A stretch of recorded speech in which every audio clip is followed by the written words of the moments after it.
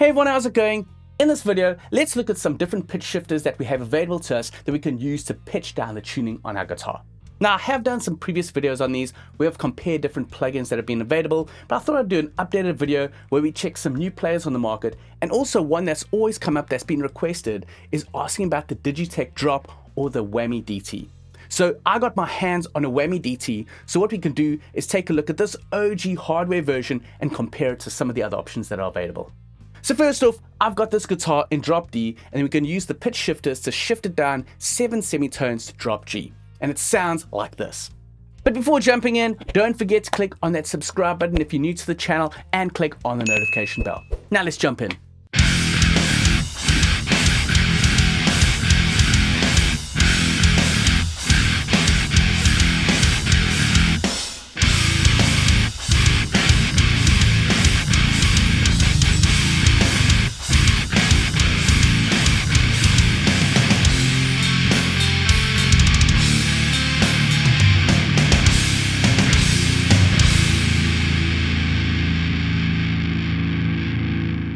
Okay, so now let's go through some of the options and how they sound. So we're going to go through 3 case scenarios: playing single notes, playing some chords, and then some long sustain notes, and seeing how well these pitch shifters handle and how well the tracking is. Starting off, let's take a look at the Whammy DT, the OG, and see how it sounds.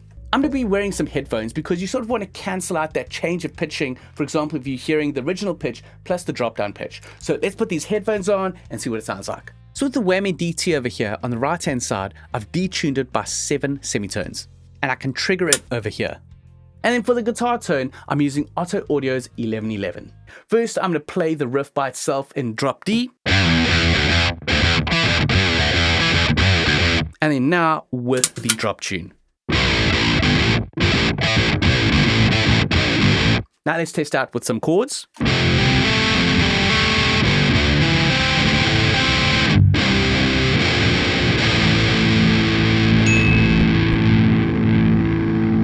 Yeah, that works pretty well. So what you can hear is when you do that long sustain, you start getting some artifacts over there and start hearing it break up.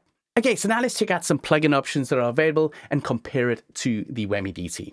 Now, the one that I'm skipping is Pitchproof. Now, I've had endless issues with this. I know it's free, but it just crashes my DAW all the time. So I just wanted to skip that and move over onto some other options. So first in the list is THU's Pitchshifter.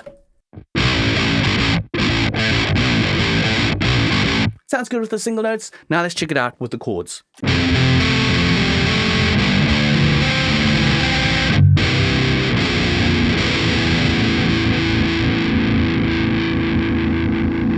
Yeah, sounds pretty good. You can sort of hear a break up there when it gets to those long sustain notes. Now, next up, let's take a look at Neural DSP's transposer in there. So over here, I'm using parallax, but I'm not really using the amp, even though it's a bass amp. I've just bypassed everything, and we're using the transpose section over here. So let's check it out in the single notes. And then the chords.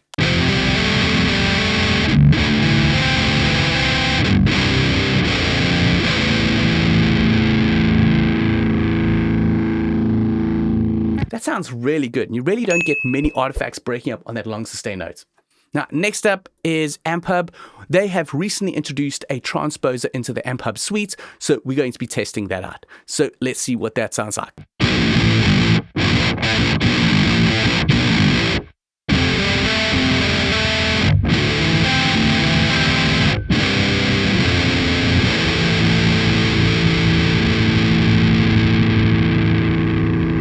It sounds good, but I find that AmpHub sort of changes the timbre on the guitar tone there. It adds a lot more low end compared to some of the others. For example, if we jump back to the Neural DSP and test it out, and then check out AmpHub and see how that compares. Yeah, it's just a bit muddy there with a bit too much low end. Now, let's check out MixWave Spiritbox mic stringer. So with that, there's also a transpose section over here. As you can see, we've got this transpose over here that's shifting around 7 semitones, and I've bypassed the amp.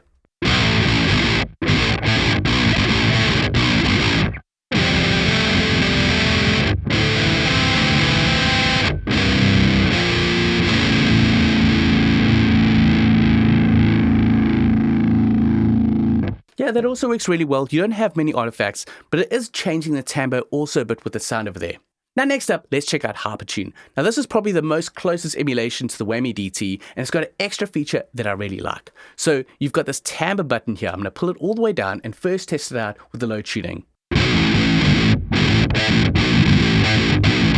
So it sounds a bit muddy, but if you take this timbre section here and you push it all the way up, it's actually going to change the tonal quality of that pitch down sound.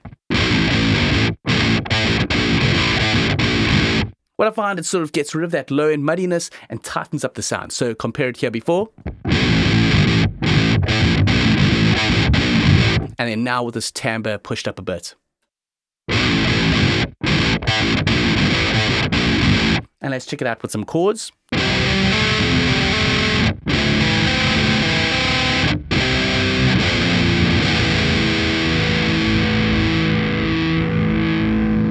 This one works really well. You don't get many artifacts on the sound, and you've got this extra timbre button over here that you can use to sort of bring back the sort of higher content in the sound and get rid of that sort of muddiness that you're hearing.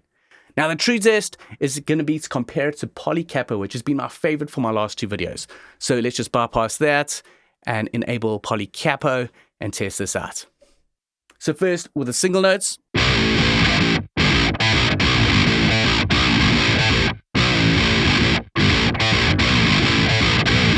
And then with the chords.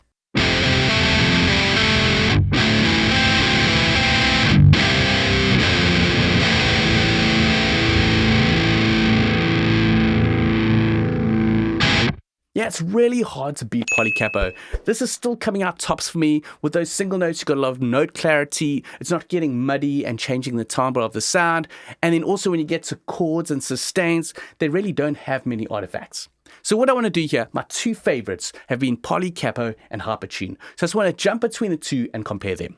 So first we're going to go back to Hypertune.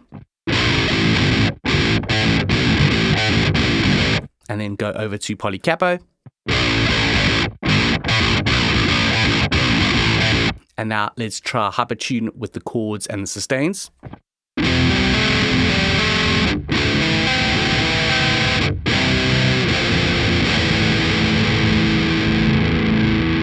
And then now let's test it out with PolyCapo.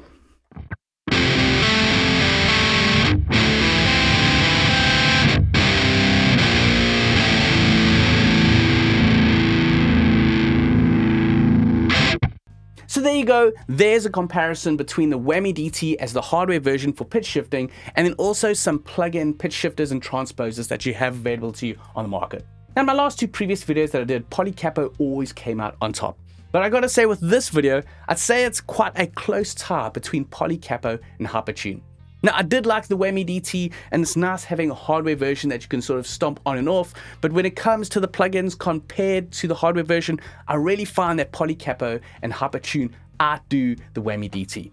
Now I just can't really make up my mind between the 2 with the Hypertune and the PolyCapo. I'll leave that up to you. Let me know in the comments below what you think. Is Hypertune better? Is PolyCapo better? But I definitely think I'm going to be using these 2 in the future. So that's it for this video. I hope this shootout gave you a much better idea on which pitch shifters or transposers to use. You can use a hardware version like the Whammy DT if you want to have something on your pedal board that you can easily switch on and off. Or if you're going for a plug-in version, I'd highly recommend the Hypertune or the PolyCapo. Now the only negative that I really have with the Whammy DT is the options for the detuning. So you can go all the way down to -7 semitones, and then after that is an octave. So you can't really get to -8 or -10 or -11. So that's my only drawback that I have with the Whammy DT. Other than that, it really works well as a hardware device, but if you're going for software plugins, it's just really easy to jump for the Hypertune or the PolyCapo. Leave some likes if you found this video helpful. Also, if you haven't subscribed already, click on that subscribe button and click on the notification bell to be notified of future videos. I'll catch you in another one.